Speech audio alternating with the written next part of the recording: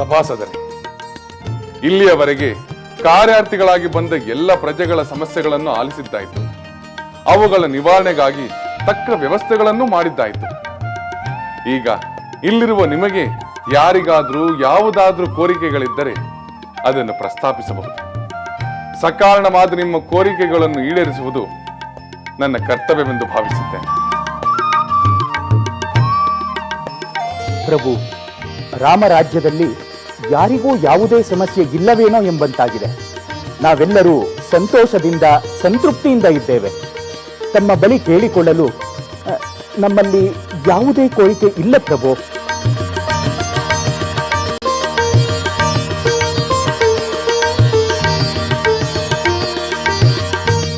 ಹೌದು ಪ್ರಭು, ಈವರೆಗೆ ನಿಮ್ಮಲ್ಲಿ ಮುಂದೆ ಬಂದ ಕೋರಿಕೆಗಳೇನೇ ಇದ್ದರೂ ಕೇಳಬೇಕೆಂಬ ಕಾರಣಕ್ಕೋಸ್ಕರ ಕೇಳಿದ ಕೋರಿಕೆಗಳಷ್ಟೇ. ಆದರೆ ಇಲ್ಲಿ ಯಾರಿಗೂ ಸಮಸ್ಯೆ ಇಲ್ಲ. ಹಸಿವು, ಭಯ, ಅಸುರಕ್ಷೆ ಇದ್ದರೆ ತಾನೇ ಅದಕ್ಕೆ ಪರಿಹಾರ ಬೇಡುವುದು.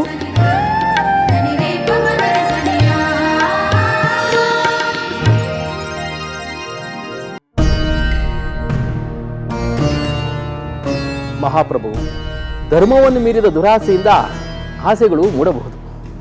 ಆದರೆ ನಮ್ಮ ಪ್ರಜೆಗಳು ಧರ್ಮದಿಂದ ನಡೆಯುತ್ತಿದ್ದಾರೆ. ಧರ್ಮಸಮ್ಮತವಾದ ಎಲ್ಲವೂ ದೊರೆಯುತ್ತಿರುವಾಗ ಲೋಭ ದುರಾಸೆಗೆ ಅವಕಾಶವೇ ಇಲ್ಲ ಪ್ರಭು.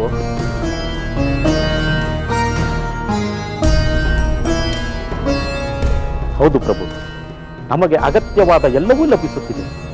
ಕೊರತೆಯಿಂದ ಕಳವಳಿಸುವ ಕಾರಣವೇ ಇಲ್ಲ. ಯಾವ ದುಷ್ಟ ಶಕ್ತಿಯಿಂದಲೂ ನಮ್ಮ ನೆಮ್ಮದಿಗೆ ಭಂಗ ಉಂಟಾಗಿಲ್ಲ. ಸಭಾಸದರೇ, ನಿಮ್ಮೆಲ್ಲರ ಮಾತುಗಳನ್ನು ಕೇಳಿ ನನಗೆ ಬಹಳ ಸಂತೋಷವಾಗುತ್ತದೆ. ನಮ್ಮ ಪ್ರಜೆಗಳೆಲ್ಲರೂ ಸಂತೋಷದಿಂದ ಸಂತೃಪ್ತಿಯಿಂದಿರಬೇಕೆಂಬುದೇ ನನ್ನ ಬಯಕೆ. ಆದರೆ ನಮ್ಮ ಪ್ರಜೆಗಳ ಕೋರಿಕೆ ಏನೆಂದು ತಿಳಿಯಲು ನಾನು ಸದಾ ಪ್ರಯತ್ನಿಸುತ್ತಲೇ ಇರುತ್ತೇನೆ. ನನ್ನ ಎದುರಿಗೆ ಬಂದು ಕೇಳುವವರಾಗಿರಬಹುದು ಅಥವಾ ಅರಮನೆಯ ಹೊರಬಾಗಿಲಲ್ಲಿ ನಿಂತವರಾಗಿರಬಹುದು. ಅಂತವರ ಸಮಸ್ಯೆ ಏನೆಂದು ತಿಳಿದು ಅದನ್ನು ಈಡೇರಿಸುವುದು ರಾಜನಾದ ನನ್ನ ಕರ್ತವ್ಯ. ಲಕ್ಷ್ಮಣ, ನೀನು ಈಗಲೇ ಅರಮನೆಯ ಮಹಾದ್ವಾರಕ್ಕೆ ಹೋಗಿ ಅಲ್ಲಿ ಯಾರಾದರೂ ಕಾರ್ಯಾರ್ಥವಾಗಿ ಬಂದಿರುವರೋ ಎಂದು ವಿಚಾರಿಸಿಕೊಂಡು ಬಾ. ಆಗಲಿ ಮಹಾಪ್ರಭು, ನಾನು ಈಗಲೇ ಹೋಗಿ ಬರುತ್ತೇನೆ.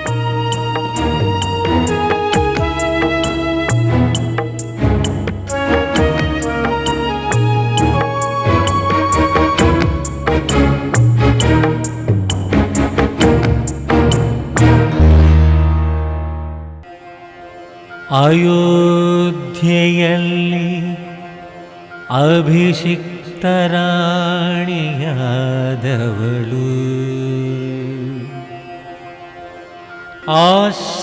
ಆಶ್ರಮದಲ್ಲಿ ಅನಾಥೆಯಂತೆ ಕುಳಿತಿಹಳು. ಅಯೋಧ್ಯೆಯಲ್ಲಿ ಅಭಿಷಿಕ್ತ ರಾಣಿಯಾದವಳು ಪುರುಷೋತ್ತಮನ ಪಟ್ಟದ ರಾಣಿಯಾದವಳು ಪರ್ಣಕುಟಿಯಲಿ ಮುನಿ ಕರುಣೆಯಲ್ಲಿಹಳು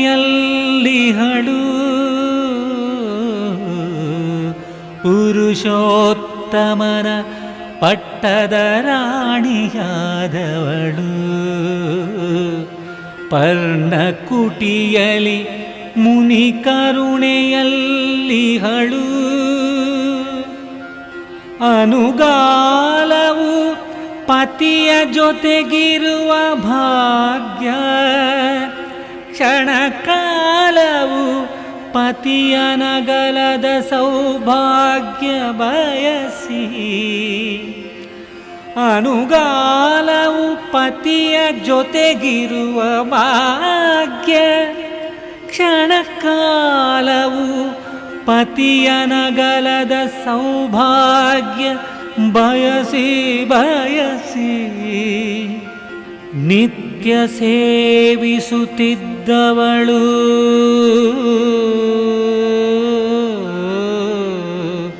ಇಂದು ಪತಿಯ ಕಾಣುವುದೆಂದು ಇಂದು ಪತಿಯ ಪತಿಯ ಕಾಣುವುದೆಂದು ಅಯೋಧ್ಯೆಯಲ್ಲಿ ಅಭಿಷಿಕ್ತ ರಾಣಿಯಾದವಳು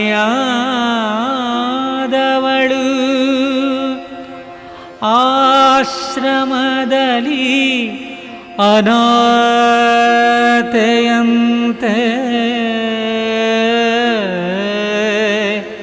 ಕುಳಿತಿಹಳು, ಅನಾಥೆಯಂತೆ ಕುಳಿತಿಹಳು.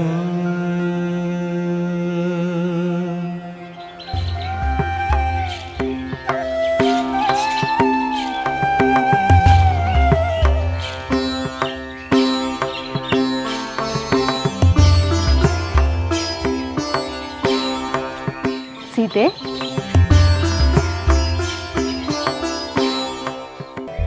ಸೀತೆ, ಏನು ತಾಯಿ? ನೀನು ಫಲಹಾರ ಸೇವಿಸುವ ಸಮಯವಾಯಿತು. ನಾನು ಫಲಹಾರ ಸೇವಿಸಬೇಕೆ? ಏಕೆ? ಫಲಹಾರ ಸೇವಿಸುವುದಕ್ಕೆ ಯೋಚಿಸಬೇಕೆ? ಏನೂ ಬೇಡದಿರುವಾಗ ಫಲಹಾರದ ಯೋಚನೆ ಹೇಗೆ ಬರುತ್ತದೆ? ಸೀತೆ, ನಿನ್ನ ಮನಸ್ಸಿನ ಸ್ಥಿತಿ ನಮಗೆ ಅರ್ಥವಾಗುತ್ತದೆ. ಅನಿರೀಕ್ಷಿತ ಆದ ಆಘಾತದಿಂದ ತತ್ತರಿಸಿ ಹೋಗಿರುವ ನಿನ್ನ ಮನಸ್ಸಿಗೆ ಏನೂ ಬೇಡದಿರಬಹುದು. ಆದರೆ ದೇಹಕ್ಕೆ ಬೇಕಲ್ಲವೇ? ಏಕೆಂದರೆ ನೀನೀಗ ಗರ್ಭಿಣಿ. ನಿನ್ನ ಹೊಟ್ಟೆಯಲ್ಲಿರುವ ಮಗು ಆಹಾರವಿಲ್ಲದೆ ಒಣಗಬೇಕೆ? ಅದರ ರಕ್ಷಣೆಗಾದರೂ ನೀನು ಆಹಾರ ಸೇವಿಸಲೇಬೇಕು. ನಿಮ್ಮ ಮಾತು ನಿಜ ತಾಯಿ. ನಾನು ನನಗೋಸ್ಕರ ಬದುಕುವುದು ಮುಗಿದು ಹೋಯಿತು. ಈಗ ನಾನು ನನ್ನ ಹೊಟ್ಟೆಯಲ್ಲಿರುವ ಮಗುವಿಗೋಸ್ಕರ ಬದುಕಬೇಕು. ಇಷ್ಟೊಂದು ವಿಷಾದವೇಕೆ? ಈಗಲೇ ಎಲ್ಲವೂ ಮುಗಿದು ಹೋದಾಗೆ ಇಷ್ಟೊಂದು ನಿರಾಸೆ ಏಕೆ ಪಡುತ್ತಿರುವೆ? ಇನ್ನೇನು ಉಳಿದಿದೆ? ಪತಿಯಿಂದಲೇ ಪರಿತ್ಯಕ್ತಳಾದ ನನಗೆ ಬದುಕಿನ ಎಲ್ಲಾ ಬಾಗಿಲು ಮುಚ್ಚಿ ಹೋಗಿವೆ. ಆ ಕರ್ಣ ಕಠೋರವಾದ ಮಾತುಗಳನ್ನು ಕೇಳಿದ ಕೂಡಲೇ ಪ್ರಾಣ ತ್ಯಾಗ ಮಾಡಿಕೊಳ್ಳಬೇಕೆಂಬ ಭಾವನೆ ಬಂತು. ನಾನು ಆತ್ಮಹತ್ಯೆ ಮಾಡಿಕೊಳ್ಳಬಹುದು. ಆದರೆ ಇನ್ನು ಲೋಕಕ್ಕೆ ಬಾರದ ನನ್ನ ಕಂದನನ್ನು ಕೊಲ್ಲುವ ಅಧಿಕಾರ ನನಗಿಲ್ಲ ಎಂಬ ಭಾವನೆಯಿಂದ ಆ ನಿರ್ಧಾರವನ್ನು ಬಿಟ್ಟೆ. ಸೀತೆ, ನೀನು ನಿನ್ನ ಮಗುವಿಗಾಗಿಯೂ ಬದುಕಬೇಕು, ನಿನಗಾಗಿಯೂ ಬದುಕಬೇಕು, ನಿನ್ನ ಪತಿಗಾಗಿ, ನಿನ್ನ ವಂಶದ ಶ್ರೇಯಸ್ಸಿಗಾಗಿಯೂ ಬದುಕಬೇಕು. ಕತ್ತಲೆ ಎಷ್ಟೇ ದಟ್ಟವಾದರೂ ಅದನ್ನು ಹೊಡೆದೋಡಿಸುವ ಸೂರ್ಯೋದಯ ಆಗಲೇಬೇಕಲ್ಲವೇ? ಇಂದಲ್ಲ ನಾಳೆ ನಿನ್ನ ಕಷ್ಟಗಳು ದೂರವಾಗುತ್ತವೆ. ಮರಳಿ ನಿನ್ನ ಪತಿಯ ಸಾನ್ನಿಧ್ಯ ದೊರಕುವುದು ಎಂದು ಆಶಾವಾದಿಯಾಗಿ ಕಾಯುತ್ತಿರಬೇಕು.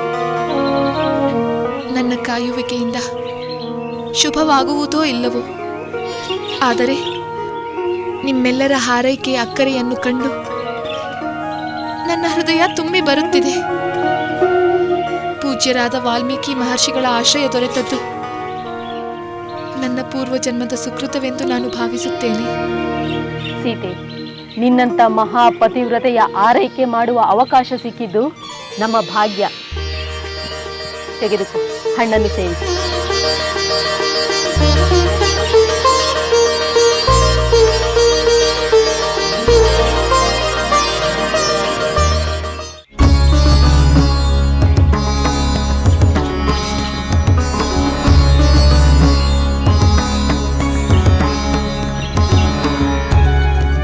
ಇಲ್ಲಿ ಯಾರೂ ಇಲ್ಲ.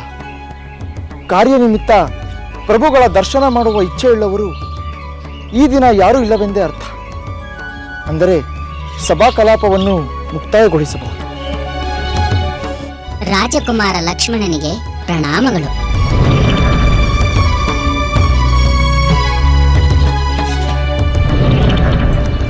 ಯಾರೂ ಇಲ್ಲ.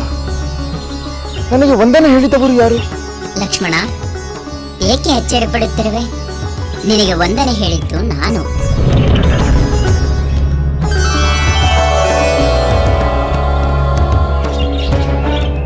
ಎಲೆ ಶ್ವಾನವೇ, ನೀನು ಮಾತನಾಡುತ್ತಿರುವೆಯಾ?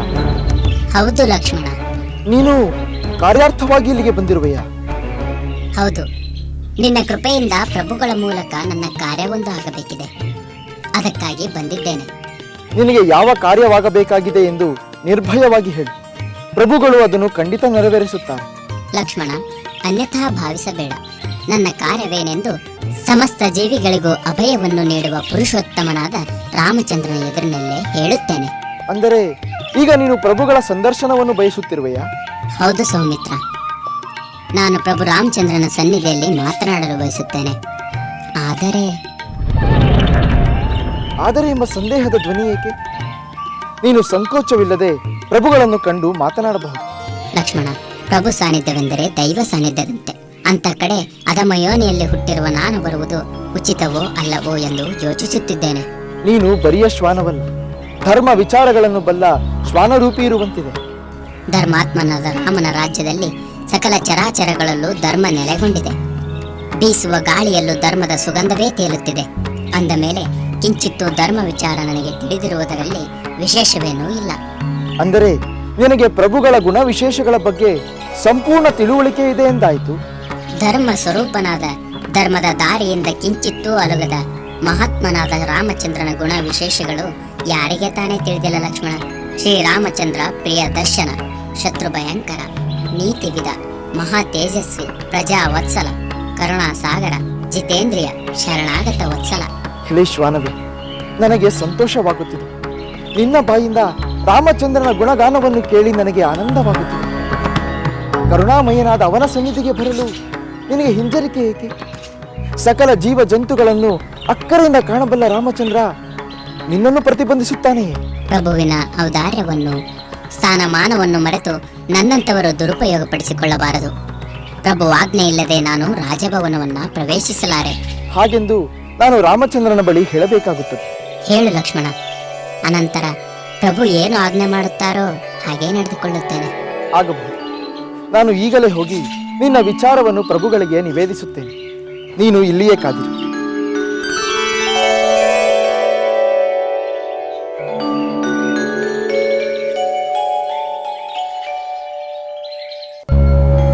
ಆಹಾ ಆಹಾ, ನಾರಾಯಣ ನಾರಾಯಣ. ಶ್ರೀಹರಿ, ನಿನ್ನ ಲೀಲೆಯೇ ಲೀಲೆ. ನಾರದರೇ, ಏನಿದು? ಇದ್ದಕ್ಕಿದ್ದಂತೆ ಇಂಥ ಉದ್ಗಾರ, ಏನನ್ನು ಕಂಡು ಈ ಆನಂದ? ದೇವೇಂದ್ರ, ಶ್ರೀಮನ್ ನಾರಾಯಣನ ರಾಮಾವತಾರದ ಲೀಲೆಯನ್ನು ಕಂಡು ಈ ಉದ್ಗಾರ. ಪ್ರಜೆಗಳ ಅಭಿಪ್ರಾಯಕ್ಕೆ ಮನ್ನಣೆ ಕೊಡುವ ದೃಷ್ಟಿಯಿಂದ ಪತಿವ್ರತೆಯಾದ ಪತ್ನಿಯನ್ನೇ ಅರಣ್ಯಕ್ಕೆ ಕಳುಹಿಸಿದ ರಾಮನ ಕಾರ್ಯವನ್ನು ಕಂಡು ಆನಂದ ಪಡಬಹುದೇ? ಅದು ಖಂಡಿತ ಆನಂದದ ವಿಷಯವಲ್ಲ. ಆದರೆ ರಾಜನೀತಿಯನ್ನು ಎಷ್ಟು ನಿಷ್ಠೆಯಿಂದ ಪಾಲಿಸಬೇಕು ಎಂದು ರಾಮ ಲೋಕಕ್ಕೆ ತಿಳಿಸಿದ್ದಾನೆ. ಪ್ರಜಾಪಾಲನೆ ಎಂಬುದು ಅಷ್ಟು ಸುಲಭವಲ್ಲ. ಹೆಜ್ಜೆ ಹೆಜ್ಜೆಗೂ ದುಃಖ ಕಷ್ಟಗಳನ್ನು ಕೊಡುವ ಕಠಿಣ ದಾರಿ ಎಂಬುದನ್ನು ತೋರಿಸಿಕೊಟ್ಟಿದ್ದಾನೆ. ಅದಲ್ಲ ವಿಷಯ, ಈಗ ರಾಮ ಒಂದು ಶ್ವಾನಕ್ಕೆ ನ್ಯಾಯ ನೀಡುವ ಲೀಲೆಯನ್ನು ತೋರಿಸುತ್ತಿದ್ದಾನೆ. ಏನು? ಶ್ವಾನಕ್ಕೆ ನ್ಯಾಯವೇ? ಆ ಶ್ವಾನಕ್ಕೆ ಅಂತ ಯಾವ ಅನ್ಯಾಯ ಆಗಿದೆ? ಪ್ರಾಣಿಯಾದ ಅದು ತನಗಾದ ಅನ್ಯಾಯವನ್ನು ಹೇಗೆ ರಾಮನಿಗೆ ಹೇಳುತ್ತದೆ? ರಾಮರಾಜ್ಯದಲ್ಲಿ ಕೆಲವು ಪ್ರಾಣಿ ಪಕ್ಷಿಗಳು ಮಾತನಾಡುವ ಉದಾಹರಣೆಗಳನ್ನು ಕಂಡಿದ್ದೇವೆ. ನಾರದರು, ಈ ವಿಚಾರ ವಿಚಿತ್ರವಾಗಿದೆ. ಮಾತ್ರವಲ್ಲ, ಕುತೂಹಲಕಾರಿಯಾಗಿಯೂ ಇದೆ. ಅದೇನೆಂದು ಸ್ವಲ್ಪ ವಿವರವಾಗಿ ತಿಳಿಸಿ. ನಾನು ತಿಳಿಸುವುದೇನು, ನೀವೇ ನೋಡಿ. ಆ ಶ್ವಾನ ಬಾಗಿಲ ಬಳಿ ಕಾದಿದೆ. ಲಕ್ಷ್ಮಣನ ಬಳಿ ಅದು ತನ್ನ ಕೋರಿಕೆಯೊಂದನ್ನು ರಾಮನಿಗೆ ತಿಳಿಸಬೇಕೆಂದು ಬಯಸಿದೆ. ಆದರೆ ರಾಮನ ಆಜ್ಞೆ ಇಲ್ಲದೆ ಅರಮನೆಯನ್ನು ಪ್ರವೇಶಿಸಲು ಹಿಂಜರಿದಿದೆ. ಲಕ್ಷ್ಮಣ ರಾಮನ ಬಳಿಗೆ ಹೋಗುತ್ತಿದ್ದಾನೆ. ರಾಮ ಏನು ಹೇಳುತ್ತಾನೋ ನೋಡೋಣ.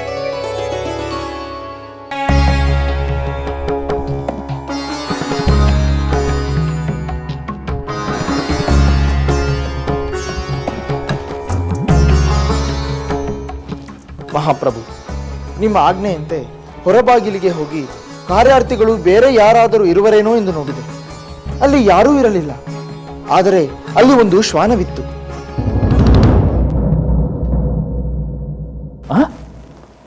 ಶ್ವಾನವೇ?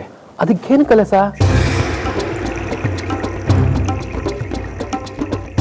ಒಂದು ಶ್ವಾನ ರಾಜಭವನವನ್ನು ಪ್ರವೇಶಿಸುವುದು ಹೇಗೆ ಸಾಧ್ಯ? ಬಹುಶಃ ಅದು ದಾರಿ ತಪ್ಪಿ ಬಂದಿರಬೇಕು. ಲಕ್ಷ್ಮಣ, ಆ ಶ್ವಾನದ ಕೋರಿಕೆ ಏನೆಂದು ಕೇಳಿದೆಯಾ? ಕೇಳಿದೆ ಪ್ರಭು. ಆದರೆ ಅದು ತನ್ನ ಕೋರಿಕೆಯನ್ನು ಪ್ರಭುಗಳ ಎದುರಿಗೆ ಹೇಳುತ್ತೇನೆ ಎನ್ನುತ್ತಿದೆ.